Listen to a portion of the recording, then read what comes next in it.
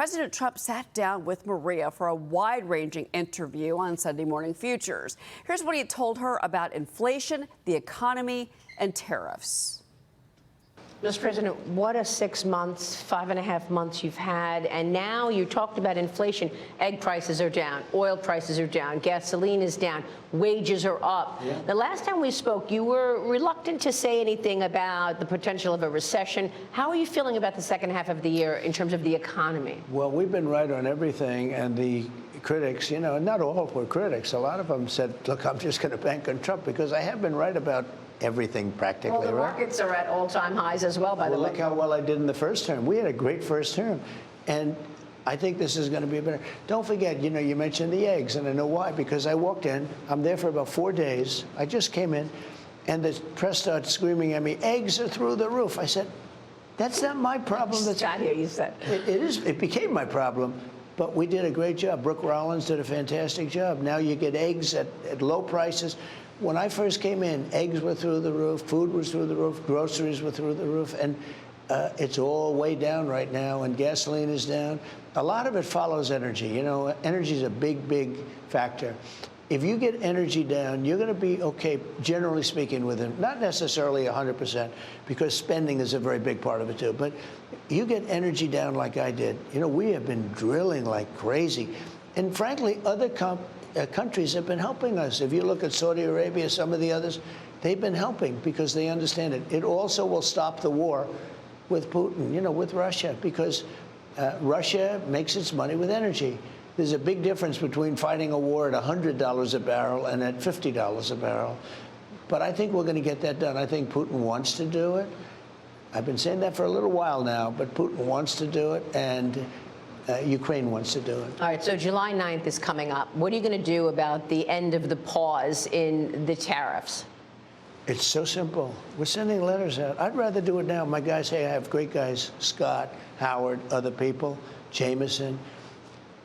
They're talking to all these countries. We made a deal pretty much with India. We made a deal with China. We made a deal with UK, great people. We made deals.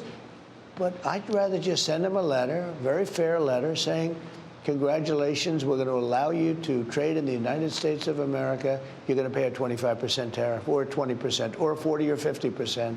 I would rather do that. So when I get around... Are you saying you're not going to extend the pause? I don't think I'll need to, because I could. There's no big deal. It's like TikTok. I'm extending that, you know, but no big deal. We have a buyer for TikTok, by the way. I think I'll need probably China approval, and I think President Xi will probably do it. Who's the buyer? I'll tell you in about 2 weeks. A big technology company in America? Very, very wealthy people. It's a group of very wealthy people. But what I want to do is, and what I will do just sometime prior to the 9th, is we'll send a letter to all these countries. There's 200 countries. You can't talk to all of them. No matter how many people you have, you can't talk to all of them. We'll send a letter, and we'll say we would consider it a great honor, and this is what you'll have to do to shop in the United States. We're like a department store, to shop in the United States, and you'll pay a 25% tariff, and we wish you a lot of luck. And that's the end of the trade deal, because we have something that nobody has. But if I didn't get elected, I'm telling you, we wouldn't have had a country left. You know that better than anybody. Nobody covers it better than you. If I didn't turn this thing around, this big ship around, we turned it around. Just like those ships coming out of China, they were coming and loaded, and in the middle of the ocean, they were forced to go back because at 145% tariff, Walmart, nobody wanted their product. And that caused a big problem for China. And then I helped China. by reducing it. We still don't know. We don't have the clarity on what you're going to do with these expiration of these pauses. July 9th. No, I think I thought I just said it. No, I thought I just said it. You ready? You're going to send the letters. I'm going to send letters. That's the end of the trade deal. I could send one to Japan. Dear Mr. Japan, here's the story. You're going to pay a 25% tariff on your cars. You know, so we give Japan no cars. They won't take our cars, right? And yet we take millions and millions of their cars into the United States. It's not fair. And I explained that to Japan, and they understand it. And we have a big deficit with Japan, and they understand that too. Now, we have oil. They could take a lot of oil. They could take a lot of other things. But basically, and I'm for doing it right now, we send letters out to all of the countries explaining to them, we'll look at the deficit we have or whatever it is with the country, We'll look at how a country treats us.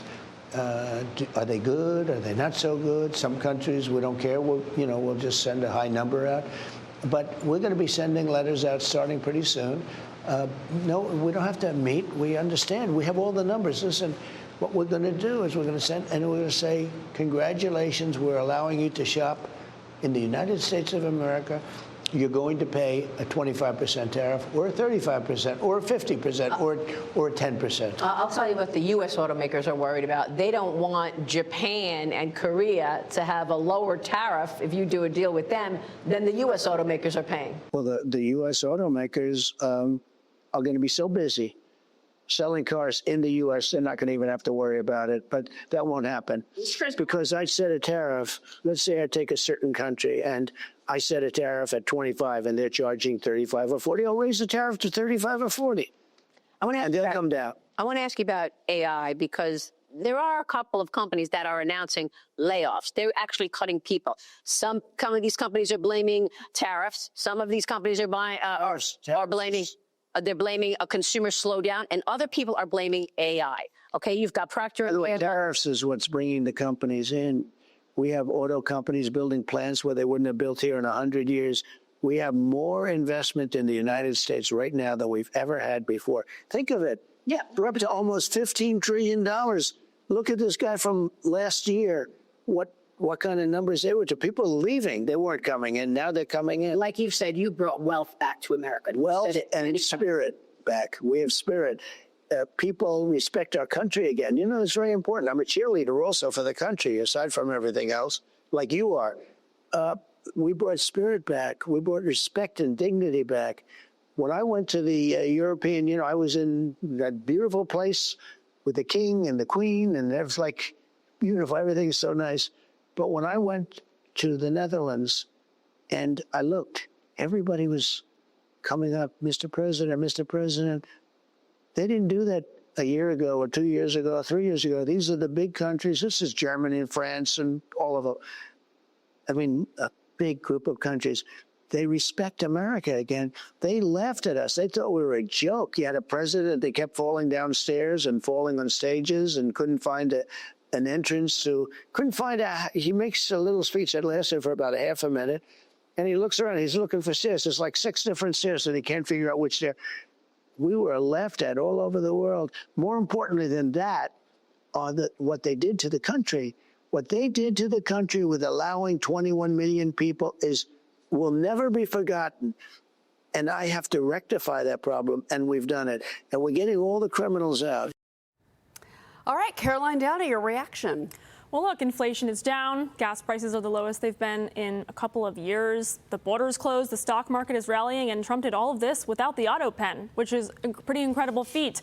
But, I mean, when it comes to the trade war, clearly it didn't affect inflation the way that was very much fear-mongered. Actually, I read in the New York Post that there's a big Wall Street economist who said, and he ripped Trump on trade. He said, quote, Trump has outsmarted all of us on trade because of the way it's shaken out. It hasn't been as detrimental as was warned about. Of course, this letter situation, I think that remains to be seen how that's going to be executed. But people who have trusted the process have been vindicated. Well, remember, the markets reacted to that 90-day pause because trade agreements take time. And he is saying, all right, I'm going to give Scott Bessent and Howard Lutnick and Jamieson Greer time to work out these agreements, and then a flood of them will likely be signed, and even the Canadians came back. So anyway, your reaction, sir. Yeah, look, the one thing that goes underreported and not talked about is the direct foreign investment in high-valued manufacturing, whether it be from the Arab states into data centers for AI, or GE moving a plant back to Kentucky to build some appliances. Okay, this is happening from small businesses to the largest entities in the world. The knock-on effects that this will have and the multiplier from it will have positive impacts, massive positive impacts for a decade to come. And so there's all these good things happening simultaneously after a week like the president had last week. It's really just hard to get your arms around it. Yeah, well, I do like the overall notion that we should be building, manufacturing things in the United States, I think is a good thing. And I don't want China to steal our momentum when it comes to AI. So I'm glad that that's being discussed with the China trade deal.